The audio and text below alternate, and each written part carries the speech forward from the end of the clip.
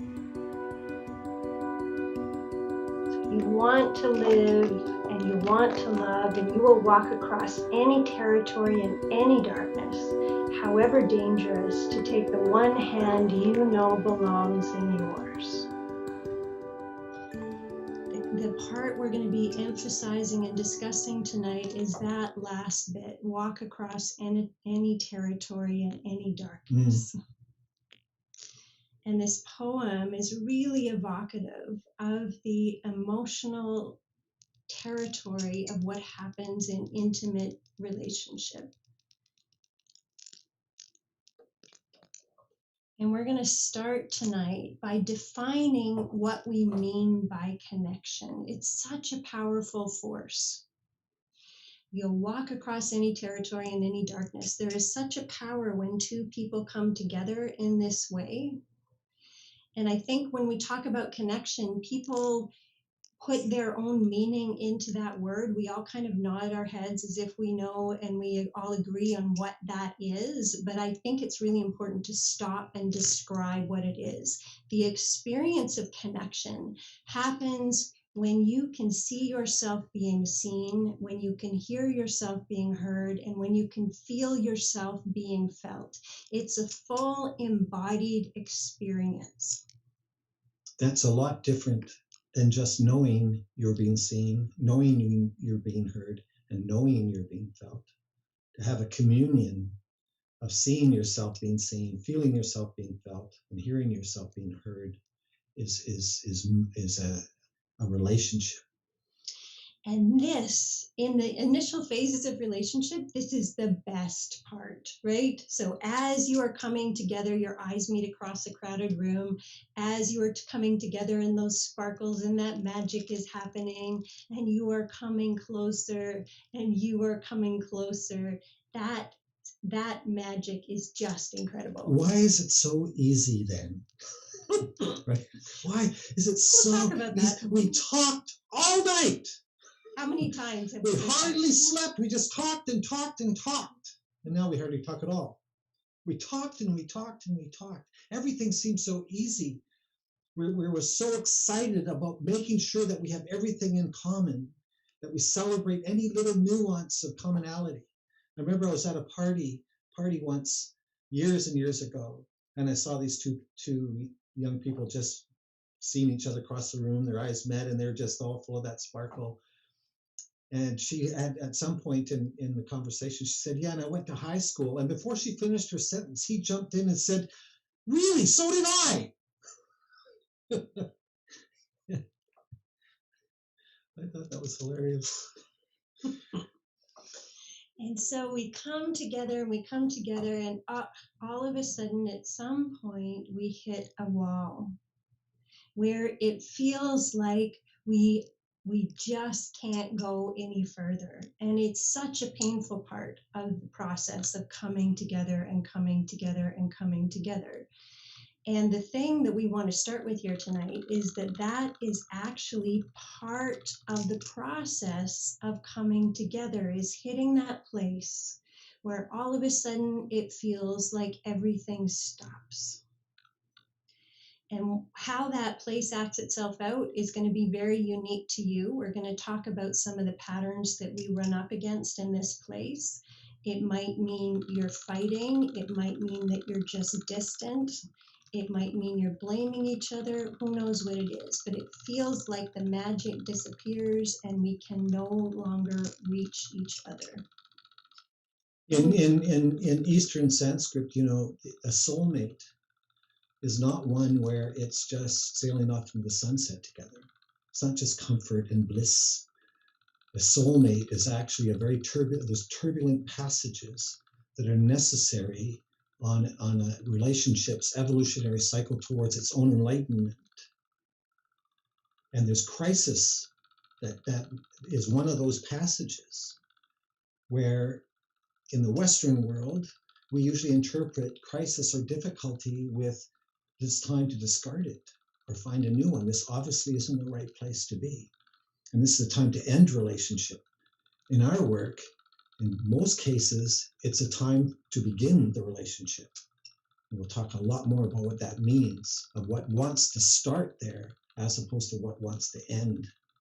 And the irony is that this wall that we hit is actually evidence of the love we feel for the other person, believe it or not. It's not evidence that that stops, it's evidence that that's actually growing. That the wall had to show up.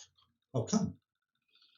And the distance that we hit there is actually what is happening there is we're hitting the level of intimacy that we are capable of based on what we learned in our important relationships in our family of origin.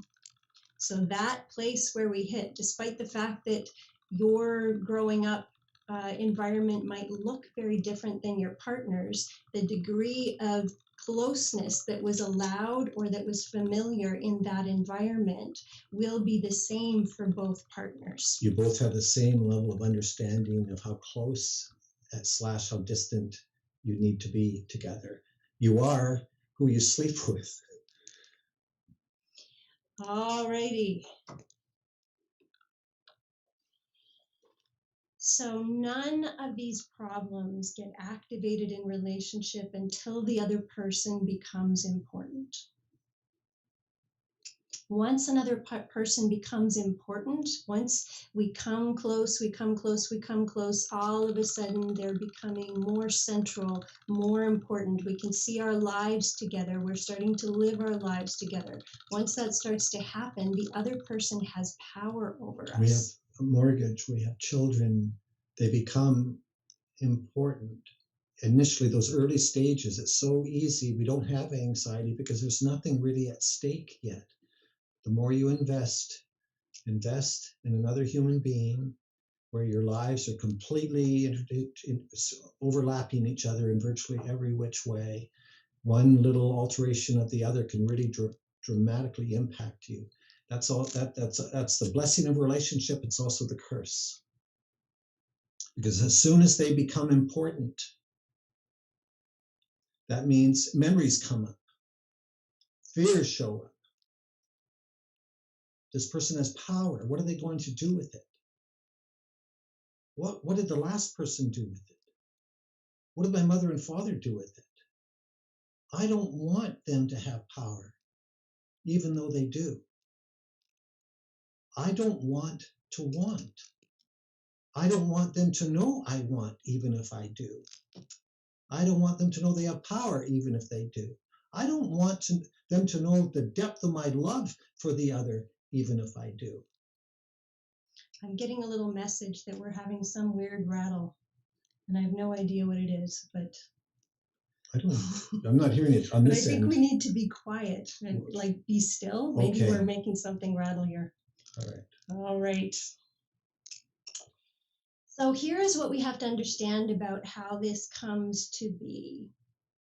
When somebody is important, we start to get scared. And so we have to be aware of what happens in our physiological system when we get scared. This theory was initiated and developed by a man named Stephen Porges. It's called Polyvagal Theory, and it's really helpful to understand some of our automatic reactions to other human beings. We have three systems that sort of interweave and play themselves out within us. When we are at our very best, the system that is engaged in our central nervous system is our parasympathetic nervous system, and particularly our ventral vagal system. That's the one on the left. That's the blue one. And we are at our best when we are in connection because our system literally relaxes. We feel safe when we're connected, and we're wired that way. We are tribal creatures. We are not beings that can survive like grizzly bears all by ourselves in the wilderness. Literally, we feel safe when we are in the presence of other human beings. Now, what happens when we start to get scared is these other two systems kick in. First of all, the medium orange one in the center is our danger signal system. And our sympathetic system, when we get cues of danger, literally floods us with all kinds of chemicals that is meant to get us moving really quick away from the threat, the predator that's lurking in the bush. Get the frick out of there. This is our short-term fight-flight response that starts to kick in. And then, even more on the extreme end, in the darker orange zone, is what happens to us when we are in a life-threatening situation that doesn't have an escape. And a totally different system kicks in, which is also part of our vagal system. And this is our dorsal vagal system. And it literally starts to shut us down. So whereas our fight-flight system, we're activated, our heart rate goes up, we're feeling a lot, we're getting ready to run the hell out of there. When the other system kicks in, our life threat dorsal vagal system kicks in, we start to numb out, we start to slow down, our whole body can literally shut down, people can literally faint. And there's another part of that particular system, which I've been studying this for quite a while, and whenever theorists would start to talk about the Fawn response, I would just kind of ignore it and brush it off because it's obviously irrelevant, Duane. Yeah. But recently I had the horrible realization that that part of the response is very relevant to me. Very important to you. It was a horrible moment when this finally occurred to me. The fawn response is our instinctive response. Pack animals in particular instinctively respond by ingratiating themselves with the apex, the alpha in the pack. So for example, a wolf might bare its throat to the alpha in the pack, or we see this as well as in primates. So when you're powerless, you fawn around the one who is in power, meaning in people terms, you please, you go out of your way to please in order to ingratiate yourself with the power so that you can find safety that way. You don't fawn nearly as much as you used to. Yeah. I kind of miss it. We'll talk about that momentarily. And so we become, as these systems kick in, we become less and less accessible to ourselves as our experience of threat increases. And I want you to pay particular attention to that top bar that says environment inside, outside, and inside the body. So it's not just outside cues that we're reacting to that kick in these systems inside of us, it's also our inner state. So somebody is becoming important. I'm remembering everything that happened in the last relationship when somebody became important. I'm starting to get scared. These systems start to kick in as a response to my own feeling of fear. Yeah. And it's so when I first came across this, I just felt so sad for so many of us who are just longing and wanting and yearning for, connection and love and all those things. But for many of us, we're hiding from the predator that we think is in the bush. And when we're hiding from the predator that is lurking in the bush, we're not aware of the beautiful sunset. We're not aware of the soft grass we're sitting on. We're not aware of anything, who's sitting beside us. We're not aware of the fruit on the trees. We're hyper alert to what we're frightened of. And that has major consequences in terms of our ability to actually be connected to another human being.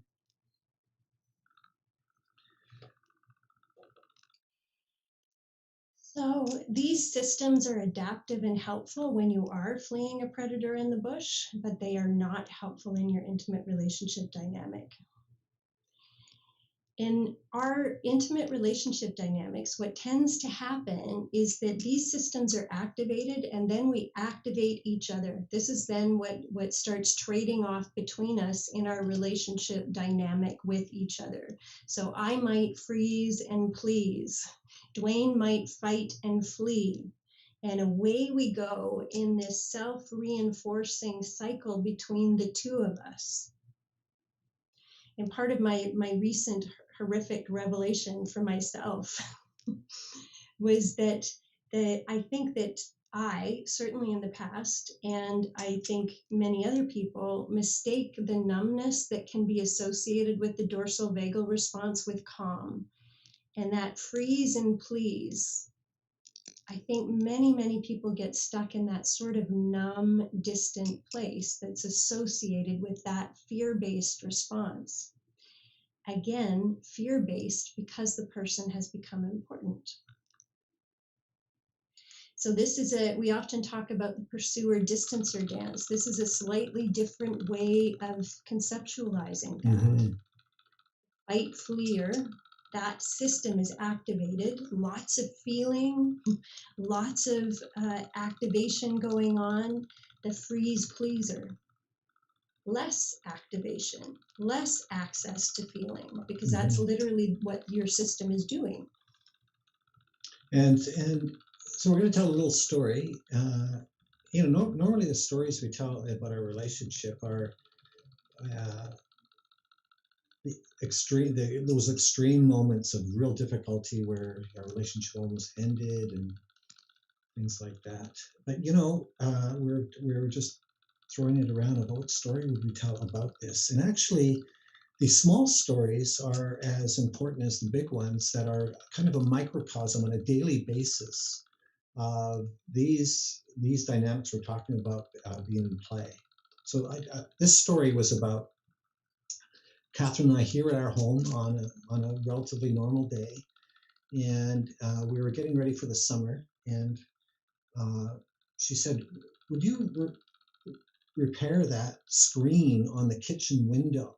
I want to open the window so we can get some fresh air in here, but I don't want the bugs to come in."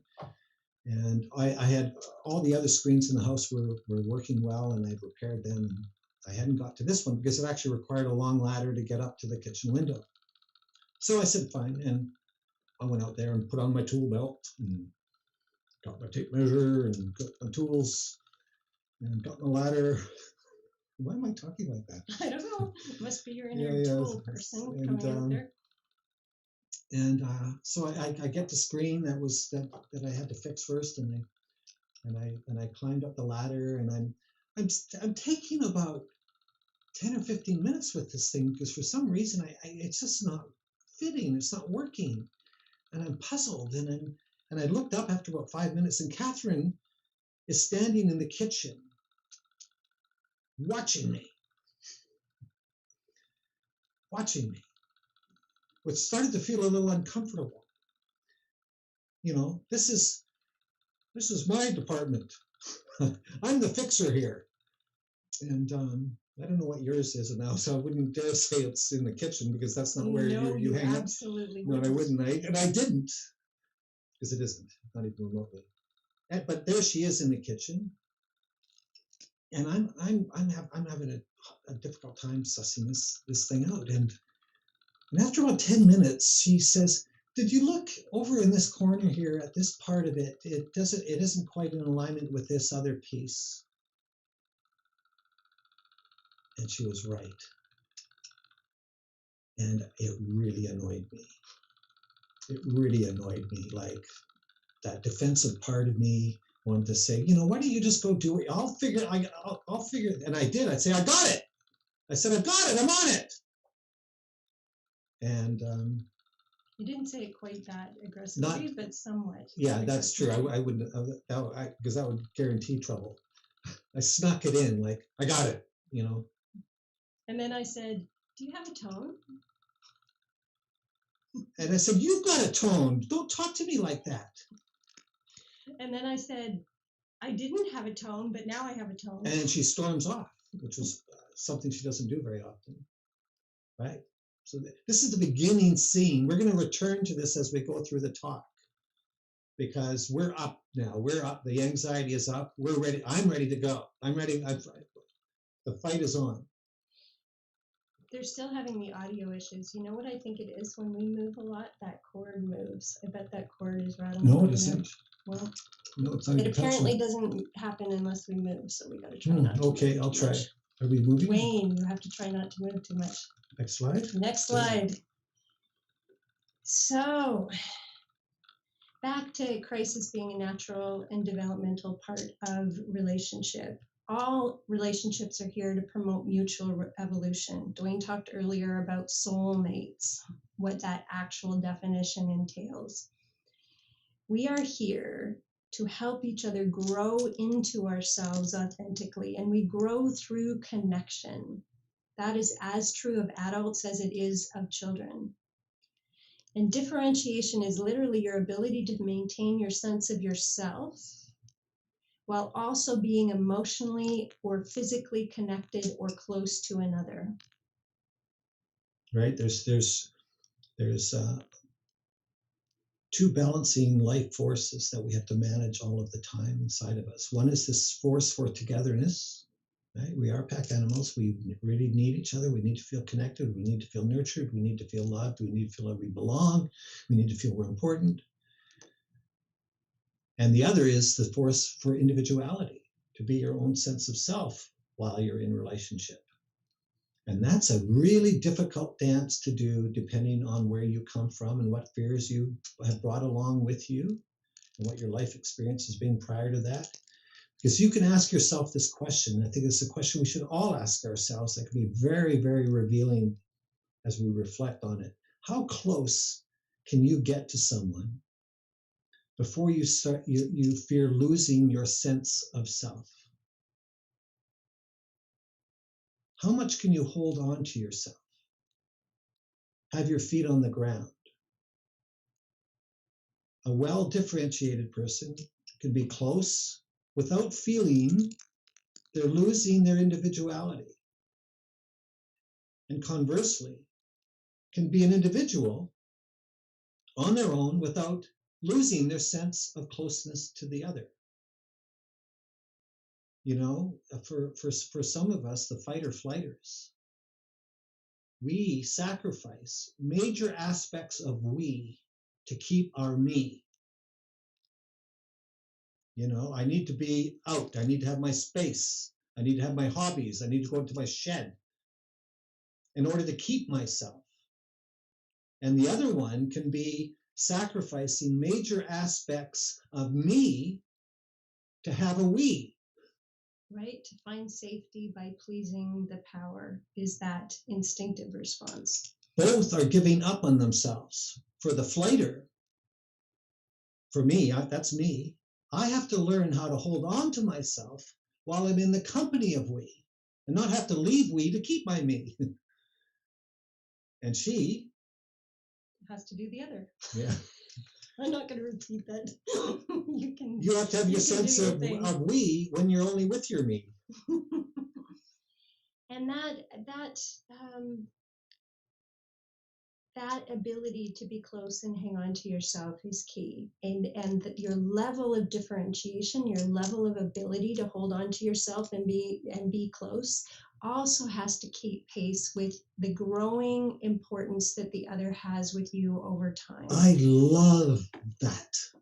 I completely adore that line. I'm going to say it again.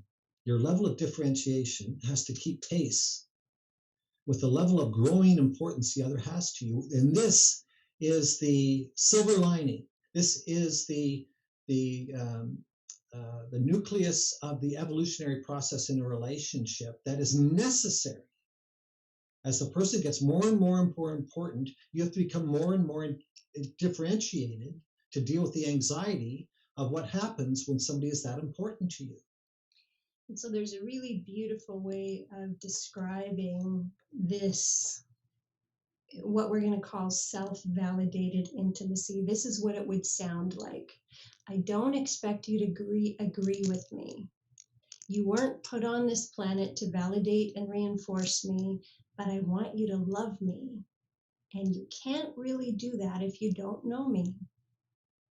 I don't want your rejection, but I must face that possibility if I'm ever going to feel accepted or secure with you. It's time to show myself to you and confront my separateness and mortality. One day, when we're no longer together on this earth, I want to know you knew me. And you know, for every human being, Every human being on planet Earth, whether they give voice to this or not, this is active. It's like a need. It's an existential dialogue going on all of the time, where we want to know whether somebody legitimately knows us.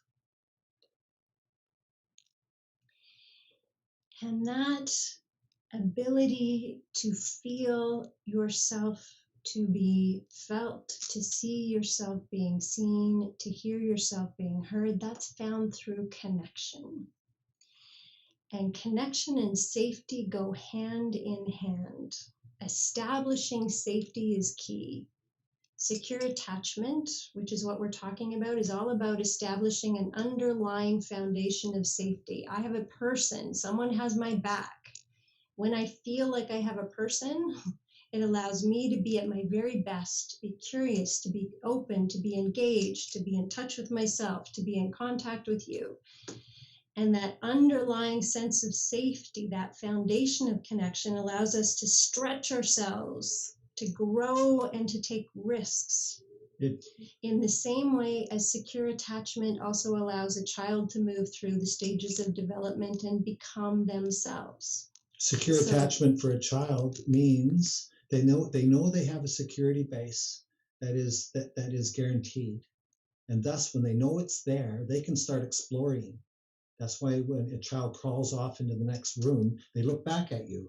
Are you still there? Oh, you're there. Okay, I'm going to go into the next room. And they keep on looking back and forth. And as much as they know that security base is there, then they can explore. They can grow. So to illustrate, I want to do a quick little thought experiment with you. In your mind, take a moment and pick somebody who is a safe person for you. It might be the person that you pulled up on your phone. It might be somebody else, but somebody that you feel warm, friendly. This is my safe person. And also pick a difficult one. So pick a safe person, pick a difficult person. Now, don't pick the most difficult person ever in the whole history of your existence. Don't pick that one. Pick a moderately challenging one. So you picked your two people. Imagine that you've got an event that's coming up, and this event, whatever it might be, is going to require you to stretch yourself in some way. And you're feeling anxious about it. Yeah, you got anxiety. You're feeling anxious because it's going to be a risk. It's going to be a challenge, this thing that you have coming up.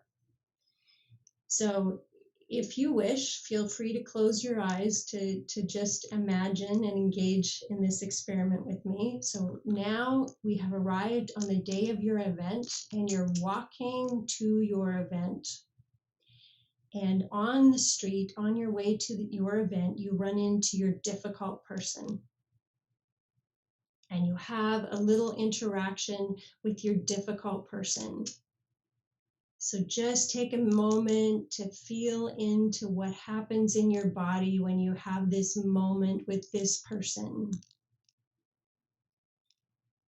And now you say goodbye to them, and now you're on your way to your event.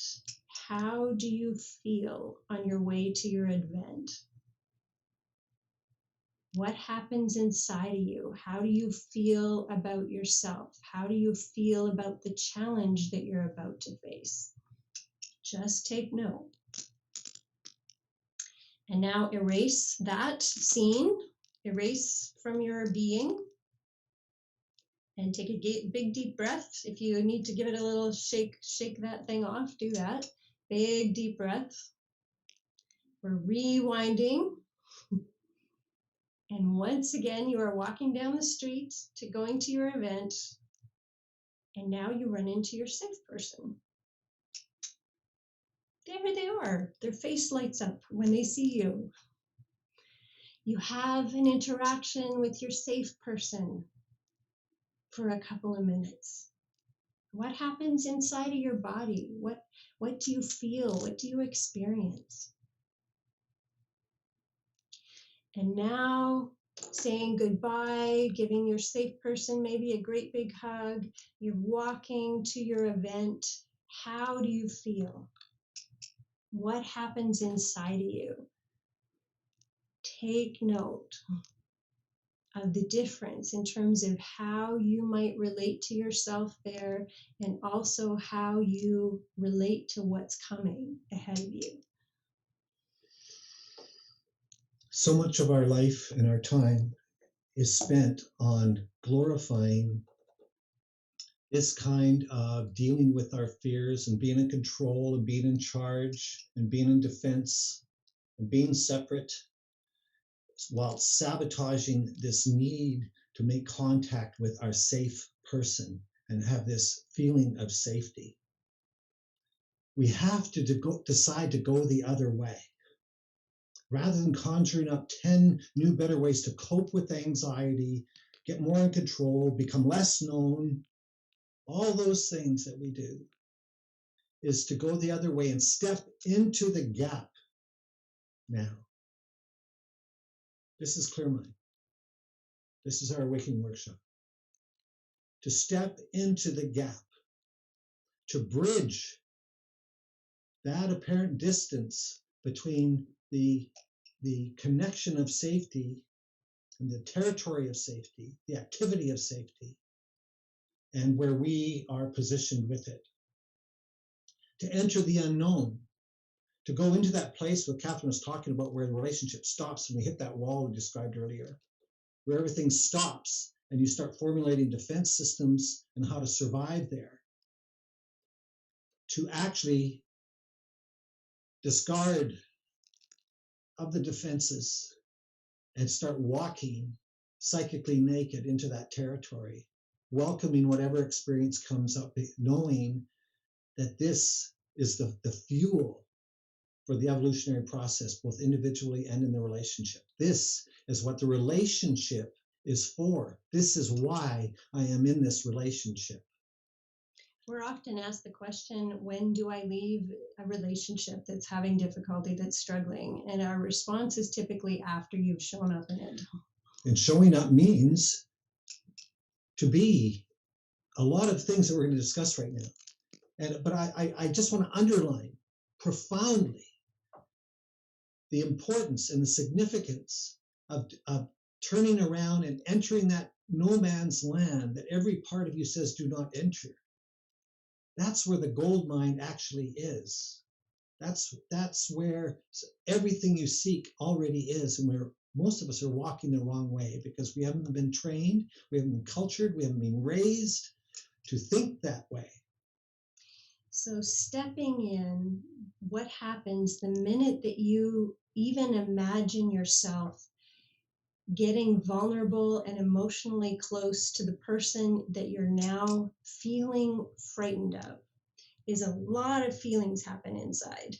And our first step when we step in is to learn how to contain our feelings. That doesn't mean don't feel them. It means literally hold them inside my own skin. Don't act them out with another person, and don't leak them out onto the other person.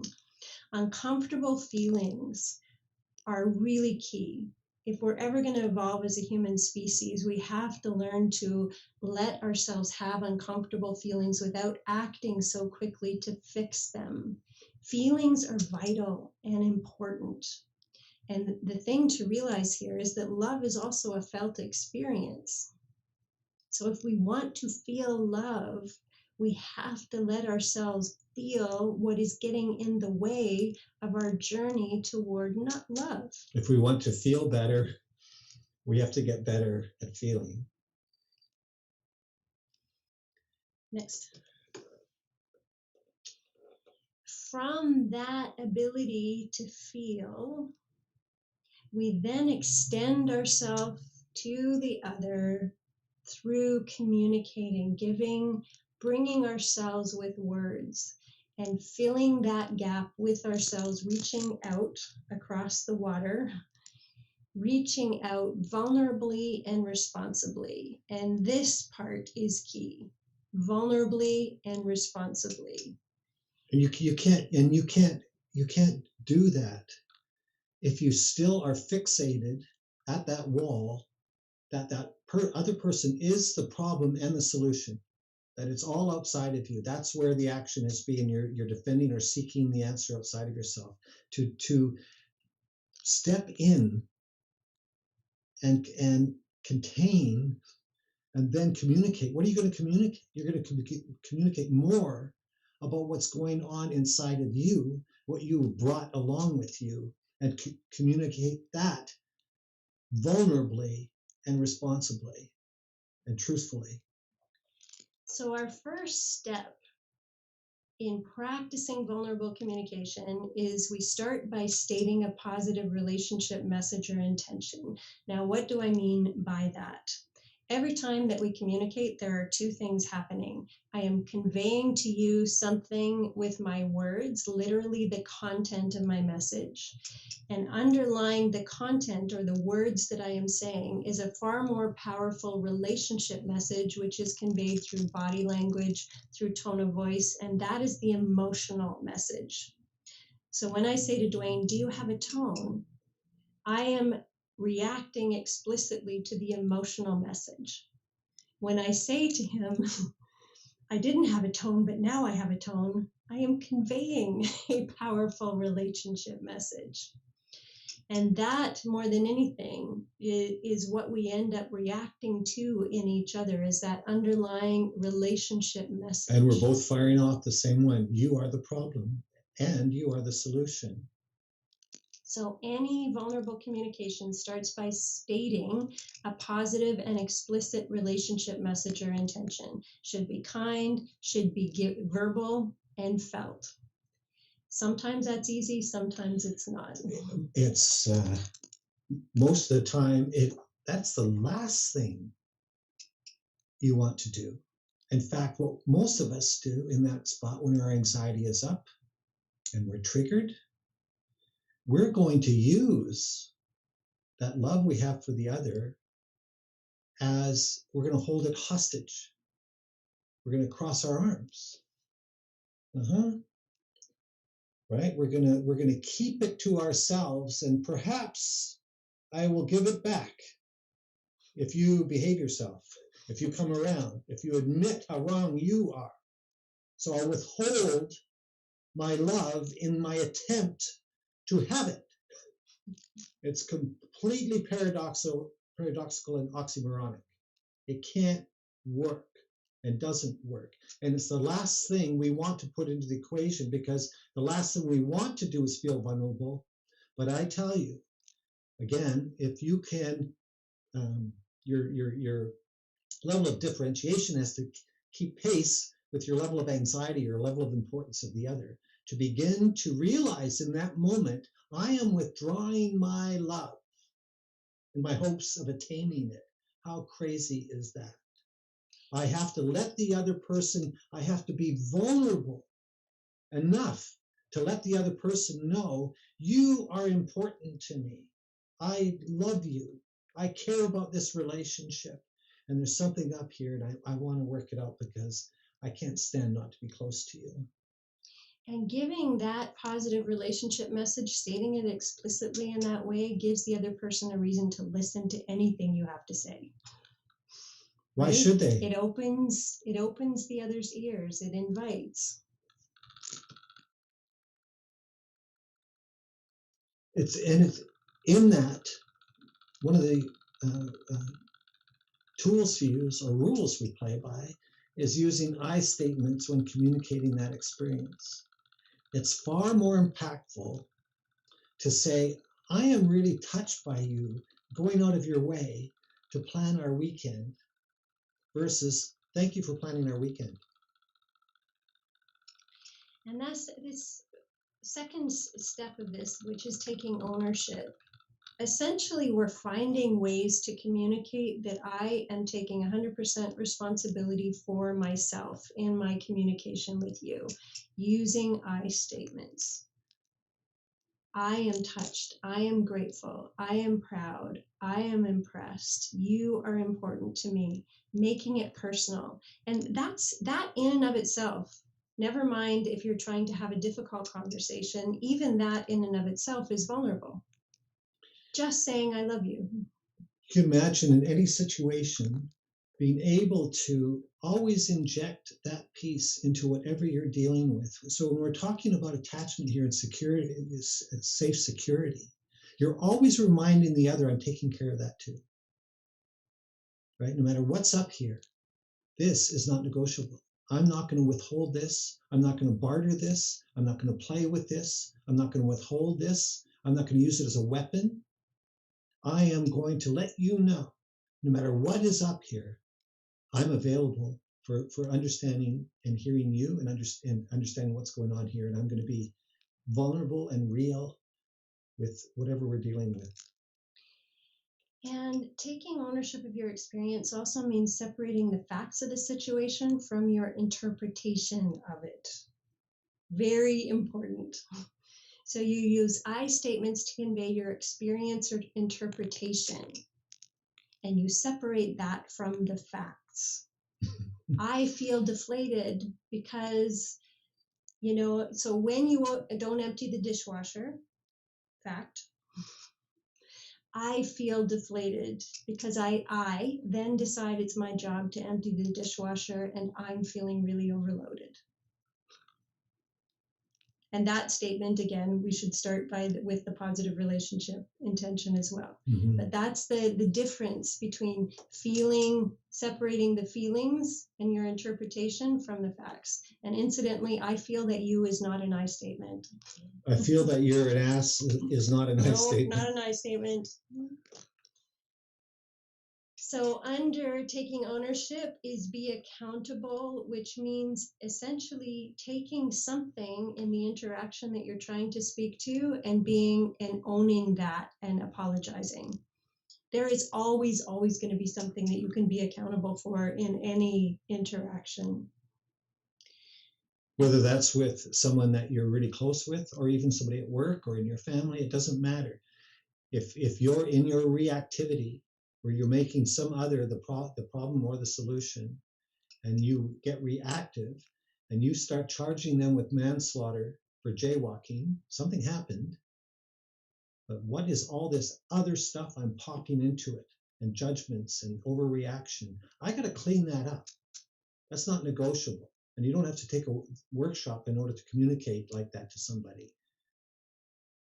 It's not only appropriate, it's absolutely necessary to be accountable as a starting point for any conflict resolution. This is another relationship message where you're going to be comforting that security base by taking care of it.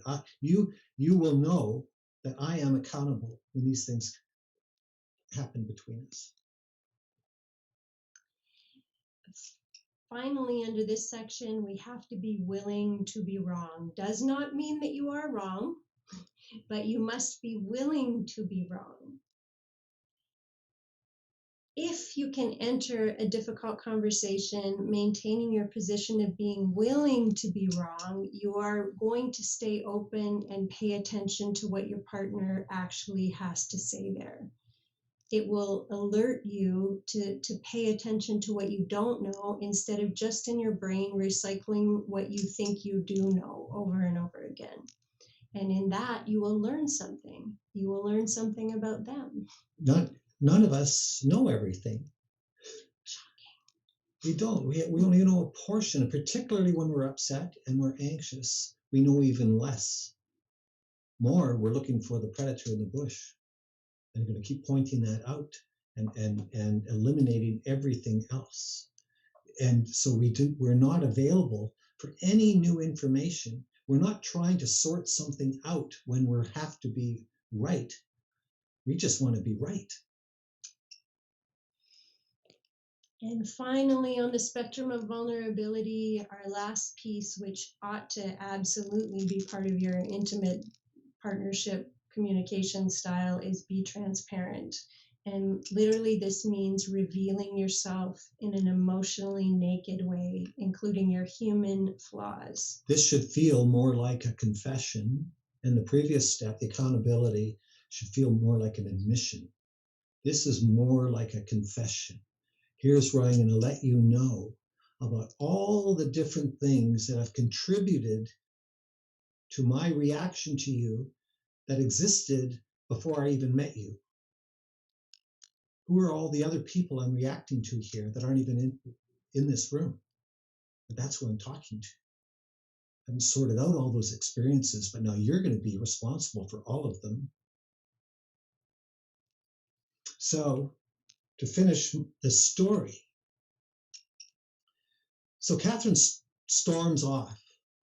And again, that's quite unlike her, but she also knows that that's my button. If she want to get me, it's right in the middle of something. She's going to say, well, this is off. She's just going to. I just walked off. I don't feel like I stormed. Well, it felt like a storm. To me, it was like a storm. She probably just did walk off. But that is like pressing a nuclear button for me. It's like confirming to me, because of my childhood, growing up in an alcoholic home, always feeling somewhat defective, second-class citizens, like people were looking down at us in our neighborhood because of all the craziness that happened, that I could be just rejected like that. So that's a real button, and she pressed it. And so I start storming down the ladder, right? Stormed down many ladders prior to meeting Catherine. I grew up with a storming down the ladder kind of life in relationship. Lots of drama, lots of craziness, lots of reaction, lots of fighting. I'm an emotional street fighter from the East End of Vancouver. So I'm going down the ladder and I catch myself. What am I doing? What's really going on there for you? What's really happening for you standing on that ladder trying to figure this thing out? And my pace slowed as I'm walking to the house because I'm still going to talk to her. And I approached her gently rather than aggressively, which is always a signal of what to expect. And I just said, Catherine, I love you. I can't tell you how important this relationship is to me. When things like this happen, I get scared that I'm not actually good at anything. Despite the fact that I'm a leader of this organization and traveling the world and headlines and all this tapes, books, and underneath it all, I think I'm still this kid from the East End of Vancouver that's going to be found out that I didn't know how to do that properly. And you just come waltzing into the kitchen and just go, hey, because you're normal, I'm not. And that's what I run into, that maybe I'm just a bunch of smoke and mirrors and aren't of any value actually at all. So I'm sorry. I'm sorry for that. That was not okay to kind of snap at you. I got it. And that vulnerability issues an invitation, right? That is literally the hand that is holding out in all of these graphics. Vulnerability invites connection. Every single human on the planet is wired to lean into that to respond to vulnerability by leaning in. We're never going to be able to chase somebody down and get connection that way. What we need to do is stand and kind of reveal and allow somebody to approach as they naturally will want to, as I also did in that moment. Duane and I had this was a small moment in our life, but these are the moments that count.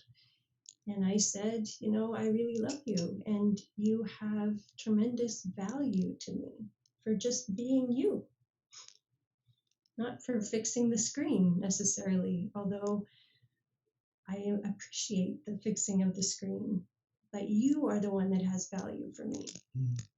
And for me, in those moments, just as what will happen often in the car, is when I rarely give myself permission to just speak freely without thinking about what I'm going to say before I say it. But you are one of my safe people, and what is happening inside of me tends to just come right out of my mouth with you.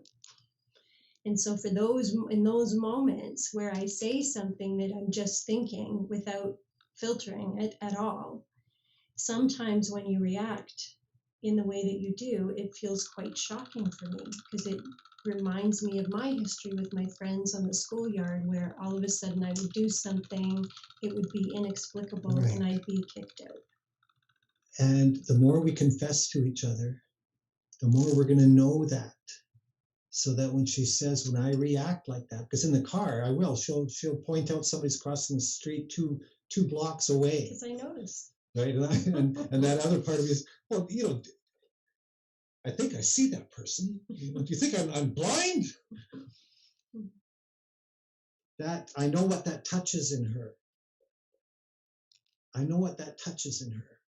And I'm going to be aware of that because she's being vulnerable. She's let me know who she is. I'm vulnerable. I let her know who I am. So we know what our relationship message is and our relationship activity is and how we're going to take care of that security base. That's not going to be negotiable. That's not going to be something we barter with. This is really critically important to make that agreement together that we're going to take care of that safety and not declare war.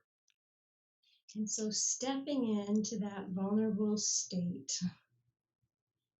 feeling that connection, if that's what emerges in that moment, as it did with us, and kind of getting yourself used to that actual feeling, staying in it.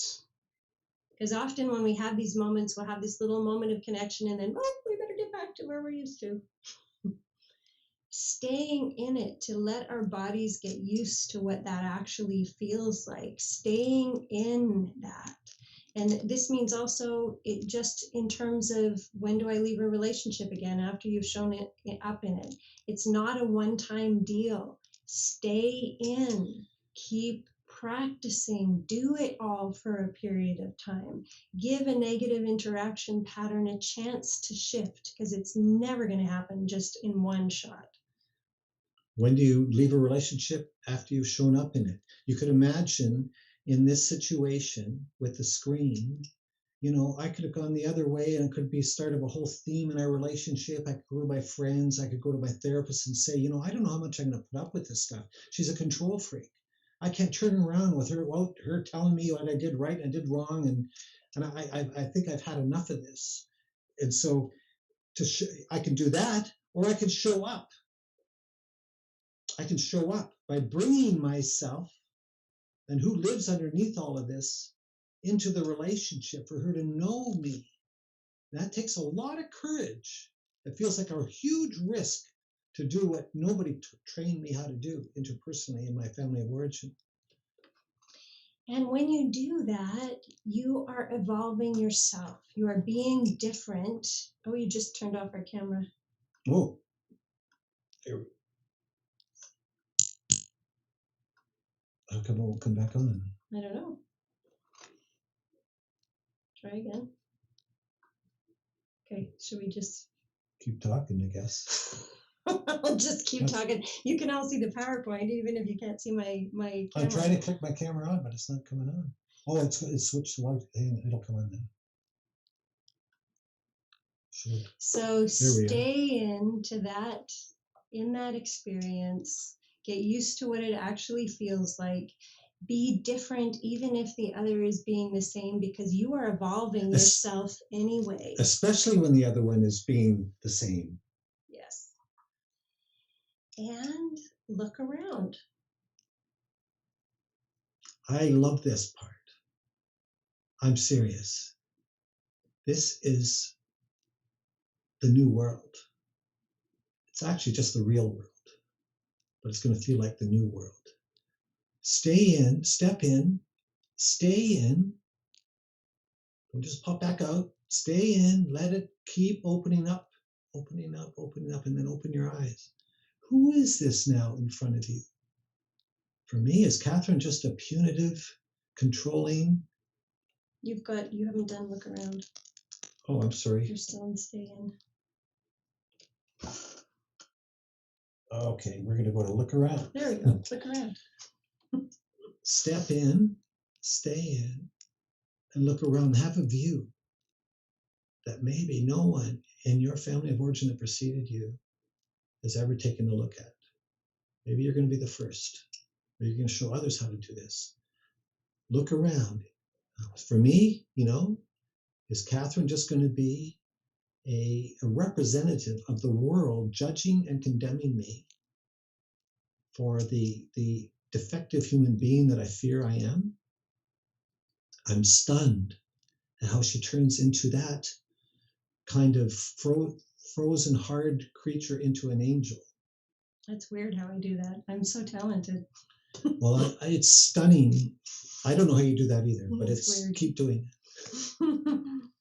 Well, actually, she was the angel the whole time, but I just saw the predator in the bush superimposed over her face. Like to see a three-dimensional, loving, soft-skinned, teary-eyed, loving woman who is actually seeing me, caring for me, helping me, loving me, and looking inside. Who is this? Who am I to meet this? What is this world? I have a place in this. What is this world? What is this place? I want to know more about this. This is a place, folks, that we hope to help you learn that this is where you can live and not just a place you can occasionally visit. And when you practice communicating vulnerably in this way, bringing yourself forward, allowing the other the chance and the opportunity to choose you, you might find that the other person's hand is reaching back for you, which is a lovely and beautiful thing. And you might not. The most that you can ever do is issue that invitation. And either way, you've taught yourself how to connect. Don't measure your success of dealing with this kind of dilemma by what you get as the outcome in the end. Measure your success by who you're becoming in the process. Yeah. And establishing safety in a relationship is key. At some point in time, you need to look around and ask yourself, have our hands actually taken each other's? It is not healthy to continue in a relationship dynamic where you're essentially just hurting each other in that crazy cycle. Connection is the foundation of all of the experiences that we actually desire. When we can come together and we have that sense of safety and connection, we then have, from the exact same physiological systems inside of us, we have access, what was a freeze, please instinct, when we hold it in the foundation of connection, that becomes stillness. That becomes these flow states, focusing, intimacy, meditation, awe, all of those beautiful quiet states that we have access to, and particularly in relationship. And playful. Right? There's a lot of sweet stillness in a close connected relationship. Conversely, on the other side, when we hold connection is the foundation underlying everything, we now have access to our sympathetic nervous system, which is activating. That becomes play. That becomes creativity. That becomes spontaneity. Creativity. All of these things that are part of a beautiful, healthy relationship. So, true intimacy is not found by having luck or just meeting the right person or your ship finally came in. It's not magic. It's a decision. It's a decision to turn the other way, to step in, stay in, and look around, to understand this map, to be your own guide, and deciding all of the time at every interval, I am taking care of this security base. I'm taking care of my relationship message. I'm taking care of my confession. I'm taking care of my admission. I'm taking care of my perception of the other. I am deciding. This isn't going to happen all by itself.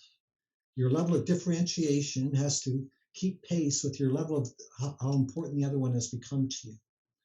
That requires a disciplined mind. And that's what we do here in heart and soul. as we make up our mind about where we're going, accelerating this whole process of human potential, of growth, of relationship. We're not here for a long time. We shouldn't be spending our entire life figuring out how to not be here.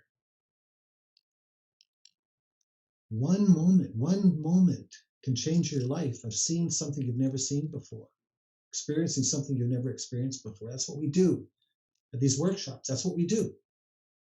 So I ask you to take out a photograph. Could you just pull up your smartphone and have that photograph? And if you could just look at it. And for those that don't have a picture, I want you to imagine somebody. I invite you to imagine somebody if you can.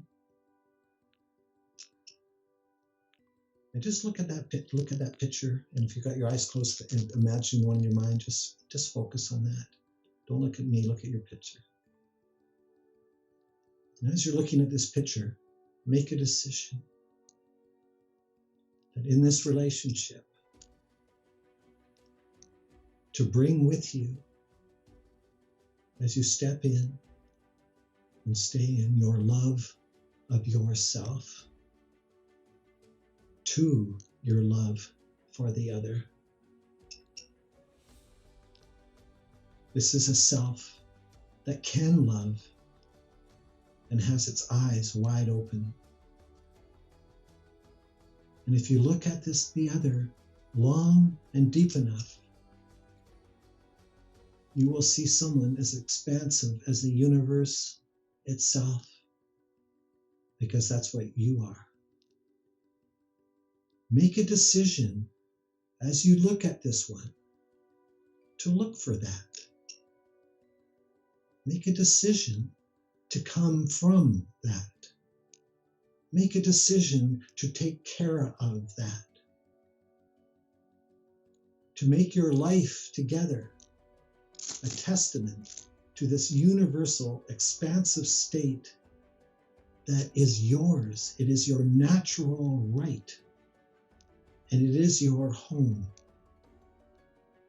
So imagine yourself looking in your eyes, saying to them, I'm looking in your eyes, I bring with me a confession of who I have been.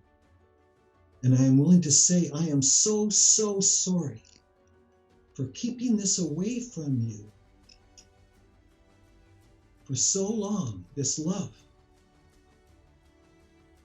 I am so sorry, my confession and my deep love. I am letting you know where I come from. I'm wanting you to know me, legitimately be known. How long have I been hiding? I am here to be known as you are. So let it be. I know this is me. I can't live without me, and I can't live without knowing you any longer. I am grateful. I am grateful for being a special guest into your inner world. I have been given special permission to enter territory that no one else has. I am communicating to you emotionally, physically, psychically, my reverence for that sacredness, for that privilege. I am going to thank you. In the middle of that experience, I will communicate to you with my words, my movements, with my touch, my understanding, and appreciation and sensitivity of your history, our history together. Your wounds, my wounds, our wounds.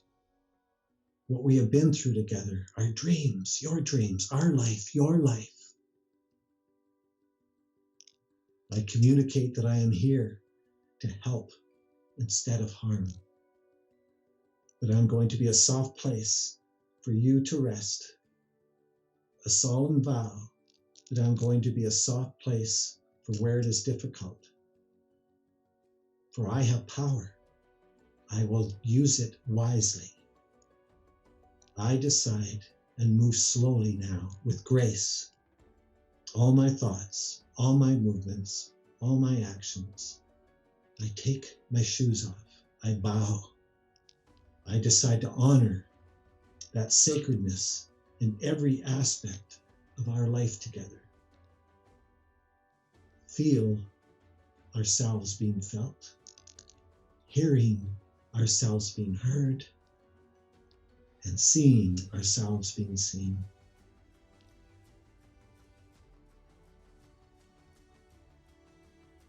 There you go. Thank you, everyone, for your time and attention here.